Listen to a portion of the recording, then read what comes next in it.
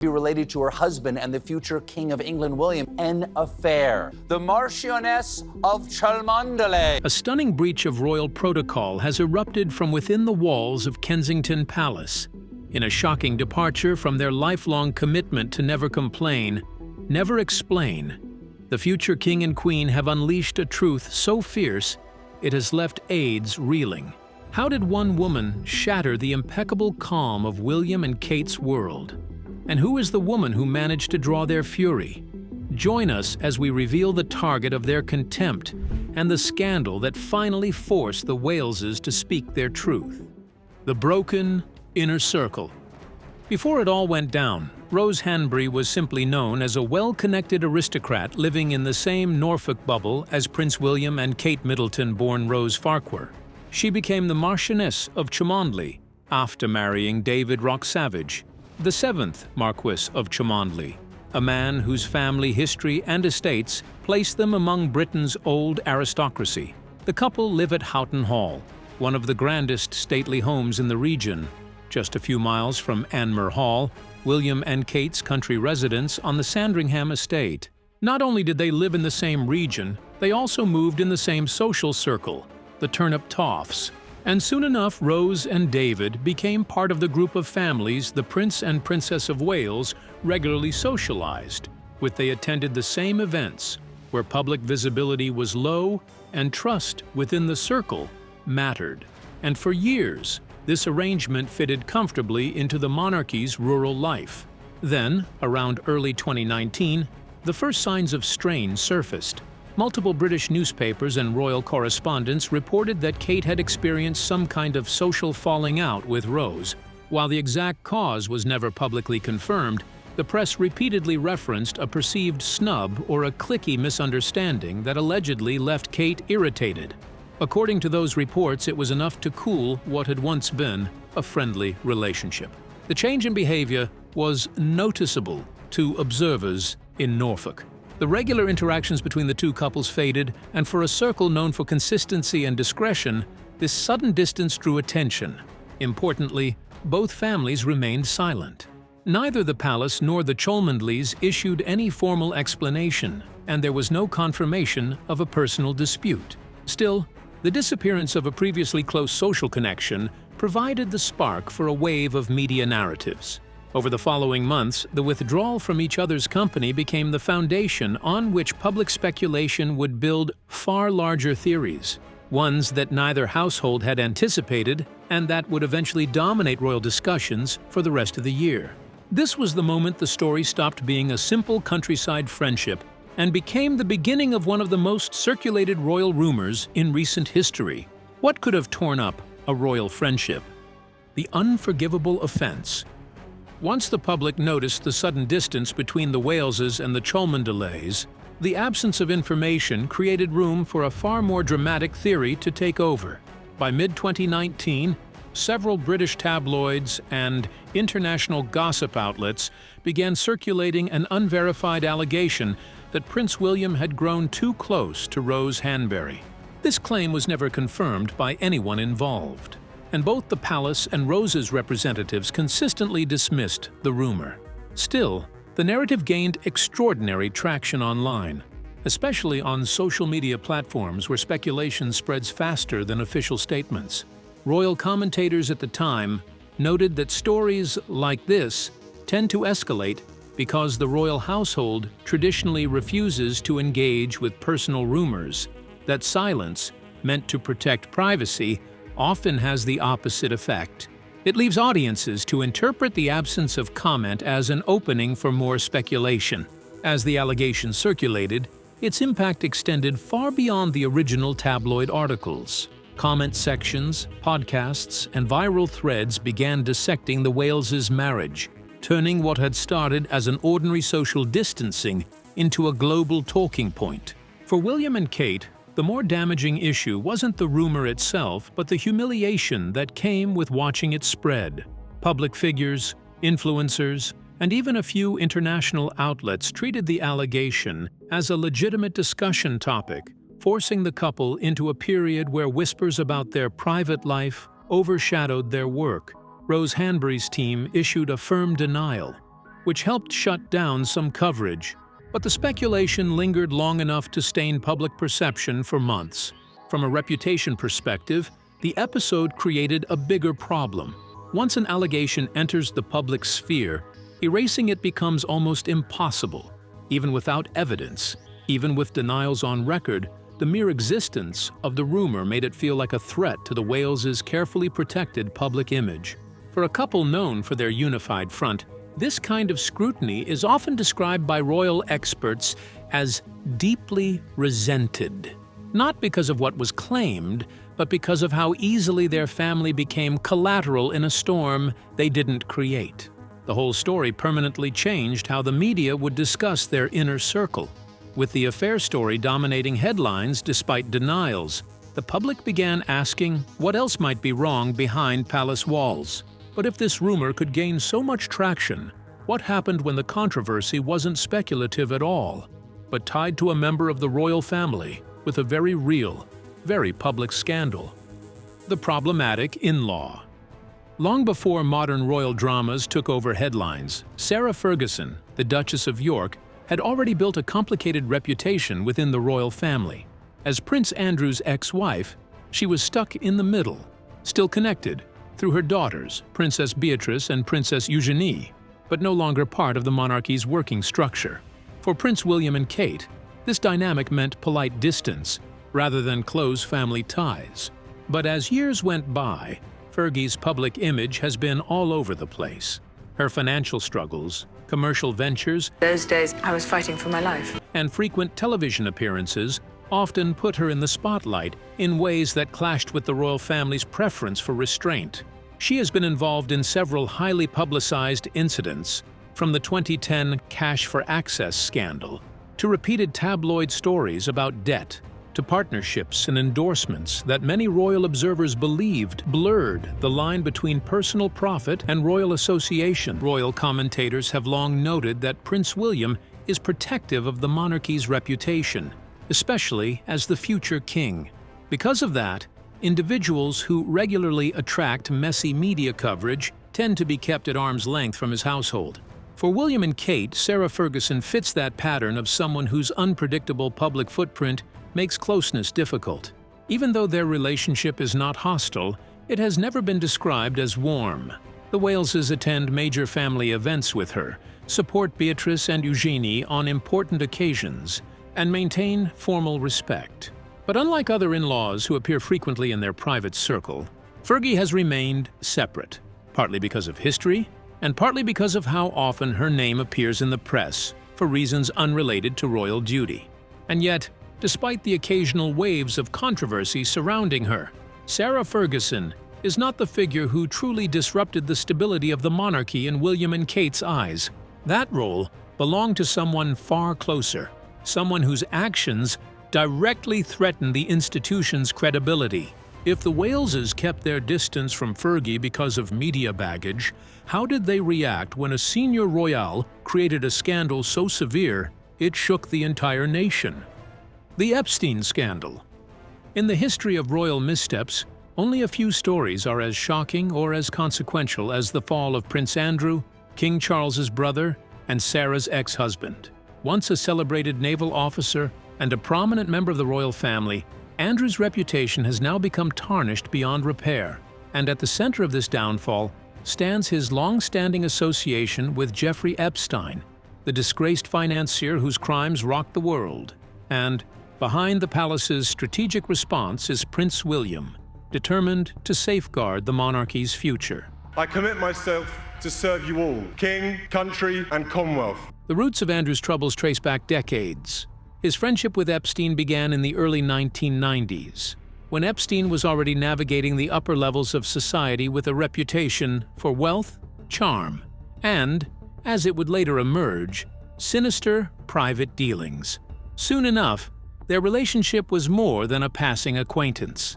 Epstein attended events at royal properties, including a party at Windsor Castle. Andrew, in turn, visited Epstein's Florida mansion and reportedly met him multiple times in private settings. In fact, one of the most infamous moments of their later public scrutiny came in 2010, when Andrew was photographed walking in New York's Central Park with Epstein, years after Epstein had been convicted as a sex offender. Palace aides had long been uneasy about the friendship. One senior advisor later described it as a shadow over Andrew that never lifted, pointing out that his ties to Epstein were always a source of anxiety within the royal household. By the late 2010s, these concerns became very valid. It took the palace by shock when the Virginia Giuffre lawsuit was slammed upon Prince Andrew. Then known as Virginia Roberts, she provided fully detailed accounts of being trafficked by Epstein and Ghislaine Maxwell to Andrew for sexual encounters. According to her statements, she alleged that on the night of March 10, 2001, at Maxwell's London home, she was forced to engage with Andrew under coercion. Legal filings describe Andrew's physical presence at a nightclub that evening, sweating profusely, according to Giuffre's account, a detail meant to counter his own later claims. The idea that a sitting member of the royal family could be formally accused of such acts in civil court was unbelievable. In an effort to get rid of the rumors, Buckingham Palace allowed Andrew to give a Newsnight interview in November 2019, a decision they would end up regretting. What happens when a prince shoots himself in the foot? A fall from grace. During the 2019 interview, Andrew presented an alibi, claiming that the infamous pizza party at Tramp nightclub had never taken place. When pressed on inconsistencies, he offered the remarkable defense that he could not sweat due to a rare medical condition, attempting to explain away Virginia's nightclub testimony. Yet even more damaging than the alibi were Andrew's bafflingly candid remarks about Epstein himself. He described their relationship as actually very useful, a statement that stunned both the public and palace insiders. At no point did he express sympathy for Epstein's victims. Instead, he repeatedly claimed that he had no recollection of ever meeting Virginia Giuffre, despite the existence of a widely circulated photograph showing the two together. It was a completely tone-deaf and arrogant interview. Of course, the backlash was immediate and intense. Media outlets across the world lambasted Andrew, while corporate sponsors and charities distanced themselves. Barclays, KPMG, and the Outward Bound Trust were among those to cut ties almost immediately, leaving Andrew's public role in tatters. William was red with rage. As much as he had tried to build a solid reputation for the palace to the people, his uncle had ruined it and shown no remorse. He knew he had to intervene and show everyone that there were consequences, even for royal members.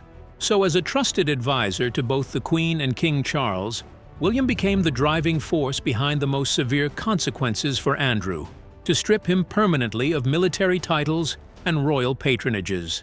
The decision was not taken lightly, but William argued that it was necessary to preserve the institution's credibility. Tolerating Andrew's behavior would signal weakness and could inspire others to bring more scandals. But this was King Charles's brother. It wasn't so easy for the king to do that to his brother. Yet William didn't stop pushing for it and making it clear that Andrew's privileges could no longer coexist with the monarchy's need for moral integrity and public respect. In the end, Andrew was fully and permanently stripped of his rights. Yet as Andrew faded from public life, questions lingered. Critics argued that William's approach was harsh, and many wonder what if there was more to William and Andrew's rift. A catalogue of grievances. The Epstein scandal was not the only source of deep frustration for William and Kate. Something more personal had happened. According to royal biographer Andrew Loney, Andrew made rude and unkind remarks about Kate Middleton, comments that allegedly stemmed from jealousy over her role and status in the royal family. It is suggested that Andrew may have resented Kate's more modest background and her growing prominence, which he viewed with disdain. Even though it is unknown what exactly he said, those words definitely struck a nerve in William. It is no news that William is fiercely protective of his family. To have his uncle directly attack the woman he chose to marry greatly disturbed him. That was how the conflict shifted from a matter of protocol to a private issue. In fact, Andrew's history of arrogance and entitlement only made the insult worse. For years, he has been known to act as though rules and decorum did not apply to him, and William and Kate's approach of humility and careful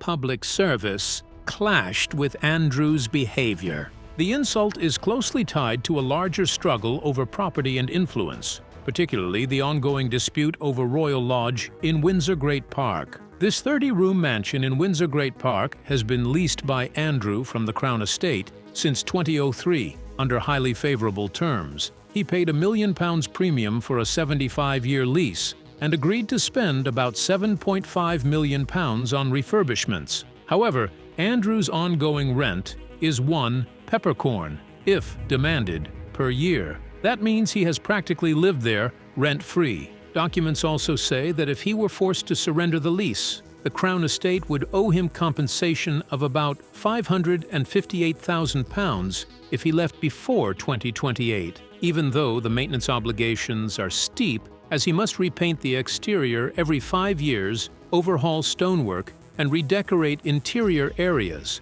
all at his own cost. He still gets to live there for free. Prince Andrew is facing increasing pressure to move out of the Royal Lodge at Windsor, with representatives of King Charles. With King Charles now in charge, Andrew has been asked to move to a smaller property, Frogmore Cottage, which was previously occupied by Harry and Meghan. The request is based on practical, financial, and symbolic reasons. Royal Lodge is expensive to maintain, too large for a non-working royal, and keeping it signals that Andrew still has a high status that the family no longer wishes to endorse. But Andrew has refused to move. In fact, he has dug in his heels, even enlisting his ex-wife Sarah Ferguson to help fund the mansion's upkeep. This has been interpreted by palace insiders as a deliberate defiance of the king's authority. The standoff has become a tense situation, with Andrew remaining in the house and creating friction inside the royal family. William has a direct stake in this dispute. He and Kate are reportedly interested in Royal Lodge as a potential family home. Its size and location near Windsor would make it suitable for their growing family. Andrew's refusal to move is therefore more than just a nuisance. It is a roadblock to William's plans. More importantly, it is a test of authority. The king and future king must be able to manage the royal estate and enforce rules, even against family members who resist. Therefore, Andrew's behavior in this situation reinforces William's frustration. The insult toward Kate and the refusal to follow instructions regarding Royal Lodge are seen as examples of Andrew prioritizing himself over family and institution. His actions continue to generate tension, not only between him and William, but throughout the royal household. But if a public fight with a disgraced uncle was already a tough battle, how would William and Kate navigate the far more delicate and deeply personal tension with the woman who married the king? The uncomfortable matriarch.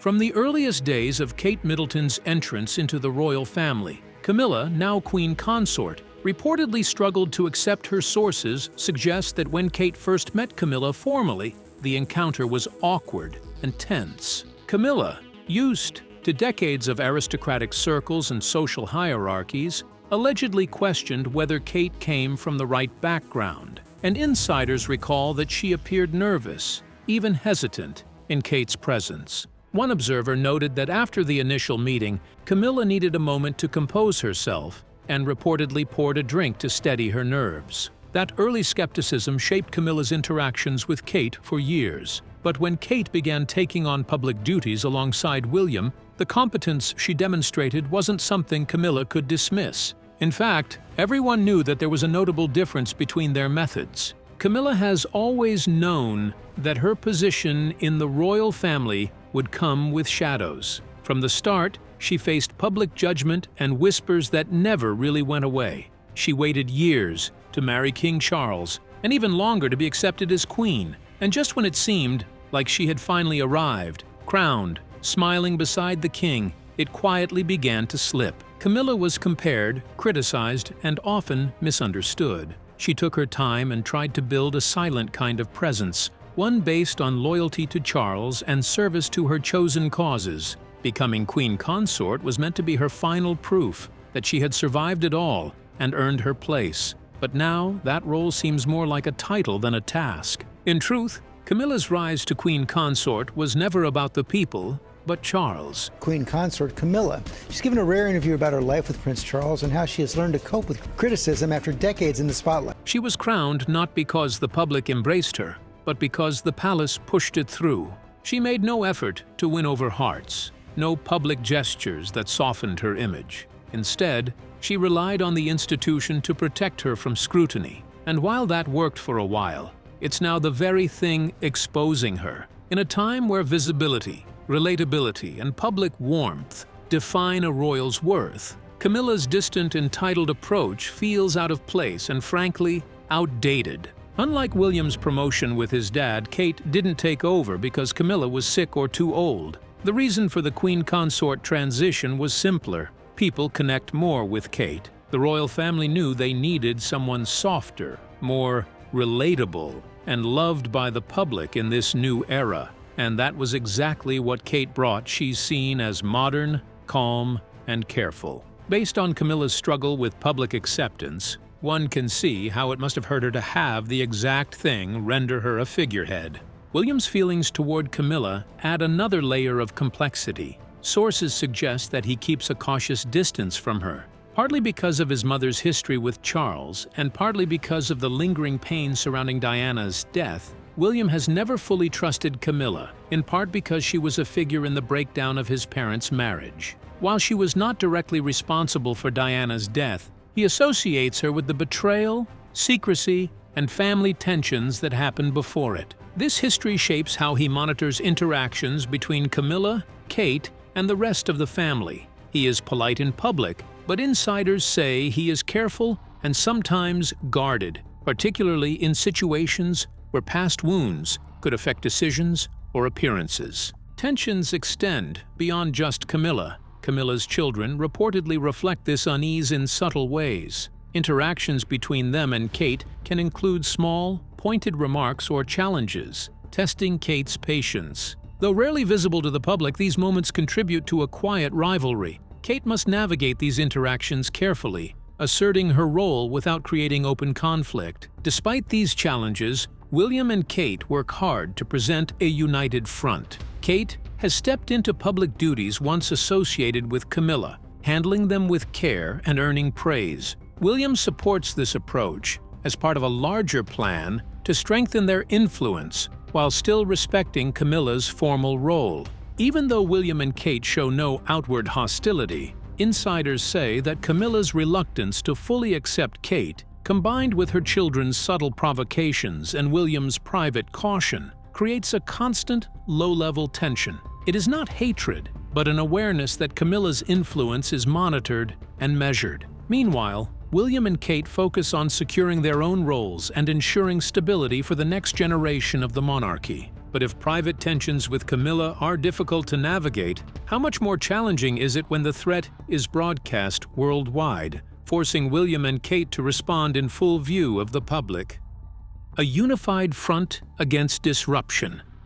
For William and Kate, protecting the monarchy is more than just handling scandals. It is about keeping the crown strong and respected. Insiders often describe them as a team that faces every problem together. Every threat, whether from the media, the public, or even inside the royal family, is treated as a danger to both their personal lives and the institution they represent. Their work is careful and calculated because even a small misstep can become a national story. In recent years, one of the biggest challenges has come from Meghan Markle. She and Prince Harry's 2021 interview with Oprah Winfrey shook the royal family to its core. During the interview, Meghan revealed that while she was pregnant, there were concerns and conversations about how dark their unborn son Archie's skin might be. She did not say who made the comments, and Harry later clarified that it was neither the Queen nor Prince Philip. Still, the revelation quickly became one of the most talked about and sensitive royal controversies in decades.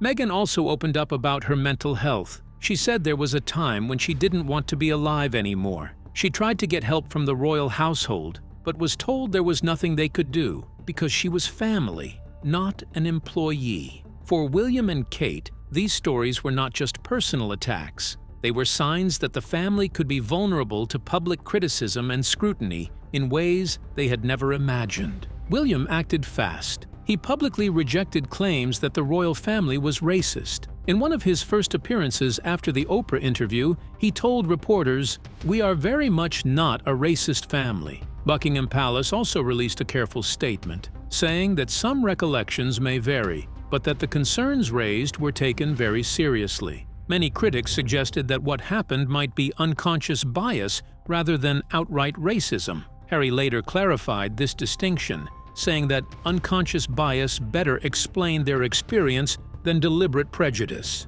This gave William and Kate a way to respond. They could deny racism while still showing that they took Meghan's concerns seriously. Even beyond the accusations, Meghan and Harry's public actions posed a bigger problem. Their interviews and statements challenged the monarchy's authority and disrupted the carefully maintained image of a united royal family. William and Kate responded by presenting a strong, united front, showing that they were ready to protect the crown from both public criticism and family drama. For them, every public appearance, speech, and charitable project is part of a bigger plan to keep the monarchy relevant and respected. Meghan's challenge forced them to work even harder to show that the institution is strong, dependable, and able to survive controversy. At the same time, it revealed just how fragile that perception can be when the family is under intense media scrutiny. But even with William and Kate standing together, can the monarchy remain truly stable in the face of future scandals?